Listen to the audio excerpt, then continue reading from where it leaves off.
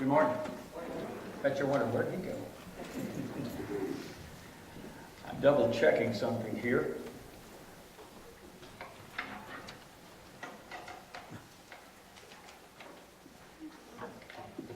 Well, there's only way to know. We're on for both volumes here? Good. Let's see. Test 1, 2. All right, we'll go with this one down here in just a minute.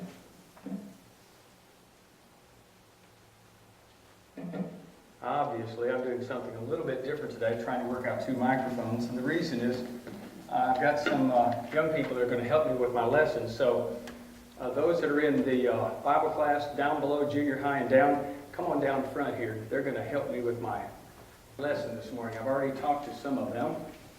And a few of them even have some Bible verses that I've asked them to read. And portions of that we read. Just have a seat right here.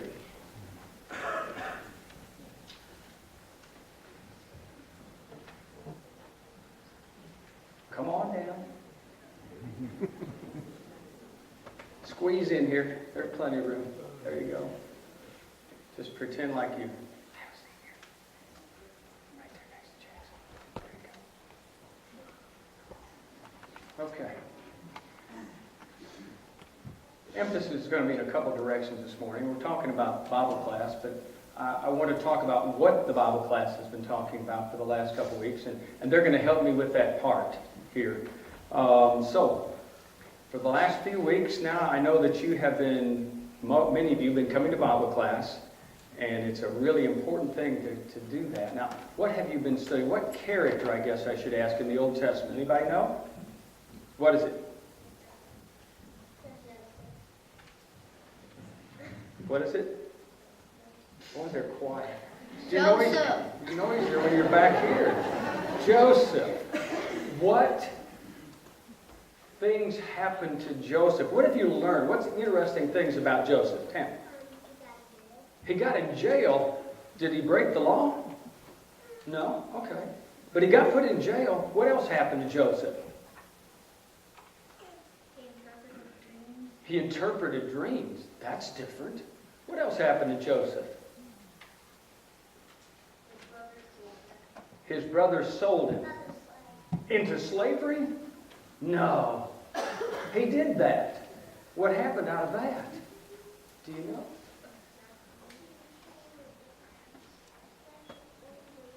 He became second in command of Egypt. Not the United States, but Egypt. That was the big country back then. Well, okay, Joseph was an unusual person as we're looking at what's going on here. Now, one of the worst things I could imagine is your brothers selling you into slavery. What did he do to them? Did he do something real bad? Come on down here. Always room for one more. Did he do something real bad?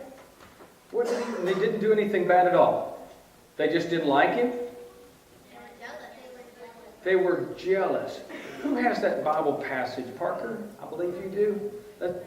Genesis 37. Let's let you read that here. Now Israel loved Joseph more than any of his other sons, because he had been born to him in his old age.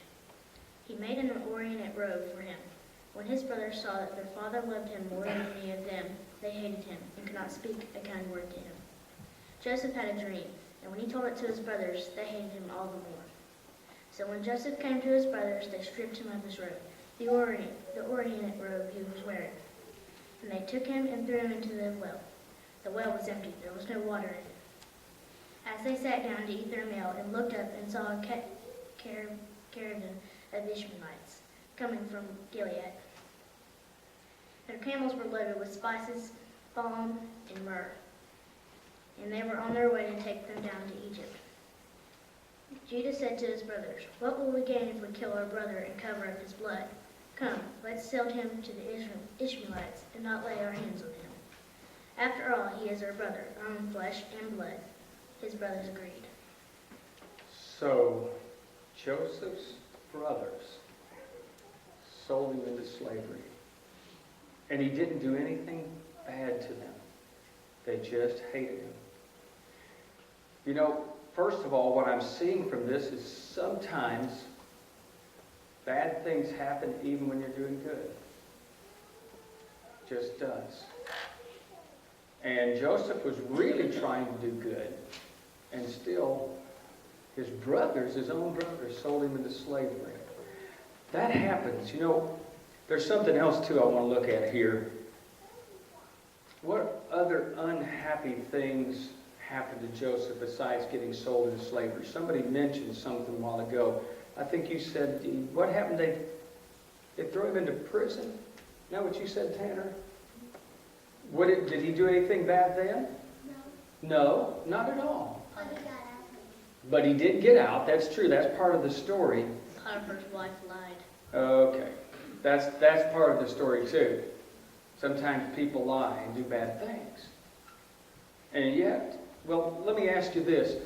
As you've been studying, and you've been studying this a lot, I know in Bible class, did Joseph have any idea or think that God was with him? Or does the Bible tell us that God was with him still? Do we know? The Bible says so? That God was with him even though he was going through that? Kyle, why don't you read that passage? I know we read just a little bit earlier, but read that for us again. Now Joseph had been taken down to Egypt. Potiphar, an Egyptian who was one of Pharaoh's officials, the captain of the guard, bought him from the Ishmaelites who had taken him there. The Lord was with Joseph, so that he prospered, and he lived in the house of his Egyptian master. When his master heard the story of his wife, told him, saying, "This is how your slave treated me," he burned with anger. Joseph's master took him and put him in prison, the place where the king's prisoners were confined. But while Joseph was there in the prison, the Lord was with him. He showed him kindness and granted him favor in the eyes of the prison warden. So the warden put Joseph in charge of all those held in the prison, and he was made responsible for all that was done there. The warden paid no attention to anything under Joseph's care because the Lord was with Joseph and gave him success in whatever he did. Okay, so what we're reading here is that Joseph did everything right, but his brothers sold him into slavery. While he was down there, though, he got a chance to really express how good he was, and he got in charge of this household. But he got thrown into prison because he wouldn't do something somebody wanted him to do that was not right. And yet the whole time all this is going on, we're reading that God knows what's happening. You know, what I'm reading from this is even when we do right and bad things happen, God even knows what's going on. And it looks to me like God lets things happen because it's just the way things have to be. Even if they're bad, He's going to let some things happen to us once in a while that we don't like. And it's just part of what's going on. Makes me wonder here then. Well, after Joseph, you leaving? Okay. We have adults that do that too sometimes. Get tired of the lesson. Out of all that's going on here, as adults and as young people, we know that sometimes even when you're doing good, bad things happen. And sometimes we've got to remember that God knows what's going on, and yet He still lets it happen. I bet you Joseph prayed sometimes that this wouldn't happen, but it still happened. But God was still with Joseph. Now I've got to ask myself, what happened at the very end? And I know somebody said something about this. After all of that bad stuff happened, what happened to Joseph? Somebody told me in the end, he ended up being, what did you say? Did you tell me a while ago? He was the second in command of Egypt. I think Jackson has a passage to read about that. Okay. Then Pharaoh said to Joseph, Since God has made all this known to you, there is no one so discerning and wise as you. You shall be in charge of my palace, and all my people are to submit to your orders. Only with respect to the throne I be greater than you. So Pharaoh said to Joseph, I hereby put you in charge of the whole land of Egypt. And Pharaoh took his signet ring from his finger and put it on Joseph's finger. He dressed him in robes of fine linen and put a golden chain around his neck.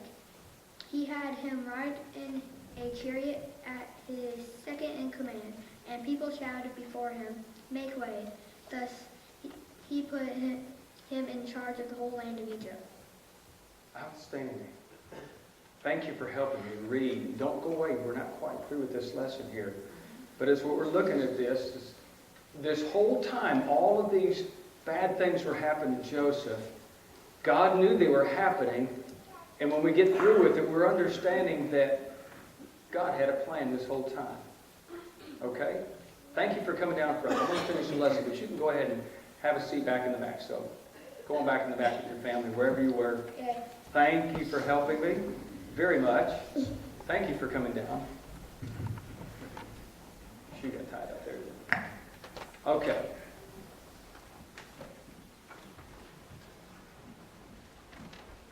What do we learn from this? God has a plan.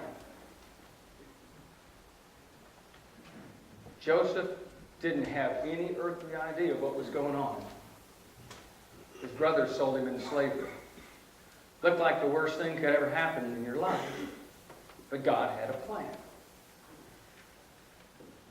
And as he looked like things were going better, he ended up in jail. But God had a plan. And he stayed there even longer than he should have. Some friends didn't help him get out who promised to, because it just needed to be connected just right.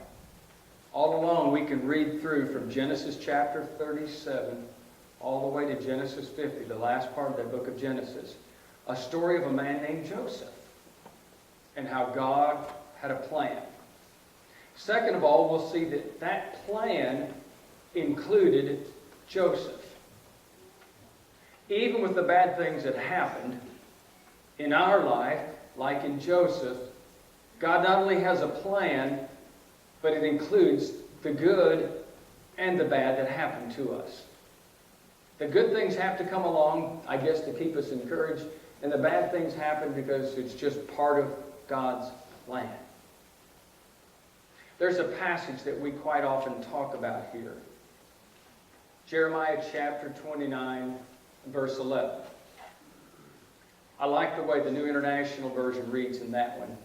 Instead of using the word thoughts, it uses the word plans. And God says to Israel, I know the plans I have for you, declares the Lord. Now, things weren't going good. And when God's talking to them, they're thinking, yeah, well, nice that you have plans, but could you make them a little better? Don't we feel like that sometimes? But the rest of that passage, for I know the plans I have for you, declares the Lord. Plans to prosper you and not to harm you.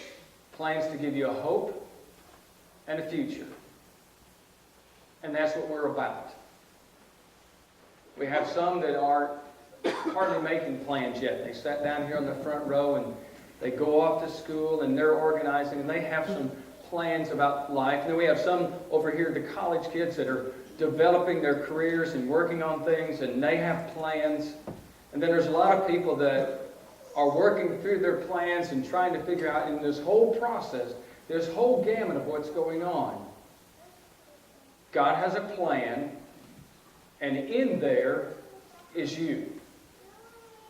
I believe that that story isn't written just about Joseph being on place to save Israel. But I think there's an under message in there that tells us that in the ups and downs of everything, God's still working on things. He hasn't left us. He's got a plan. And you've got to hang tight with it and make sure you're there at the end to be able to do what God wants you to do. And it might just be one small, insignificant thing in your mind that happens, and it may make a major difference in the life of one other person. And so we have to hang in there with God and go through those things in order to do that. Now there's something else in here. These young people have been studying about Joseph now for several weeks, and we've been emphasizing Bible class. Bible class is good. bring your kids to Bible class. And parents and all of the others around here, just grab one of these little ones, even if they're not sure, pull them aside and say, what'd you learn today? And keep it stirred in their minds and their hearts. Because this is what we're about here. And they might tell you something amazing that you didn't know about. And it also helps build a relationship. And that's what we're here. And I think that's part of God's plans. We're so blessed in this congregation in so many ways. The people here and God's blessing and the involvement we have overseas and locally and in the area and on the campus, it's such an integral thing. I think it's part of God's plan. For I know the plans I have for you, declares the Lord. Plans to prosper you and not to harm you. Plans to give you a hope, and I think we're involved in giving other people hope in a future too, in that. That's what Joseph was supposed to be doing. And he saw it, and he grabbed hold of it. I'm going to end the lesson rather short today, but I just want to leave you with that message. Did Joseph live God's plan? And we need to too.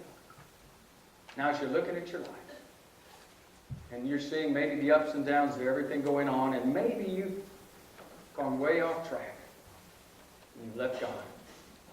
And you're back here this morning, and you're thinking, well, what do I do? First thing is get right with God.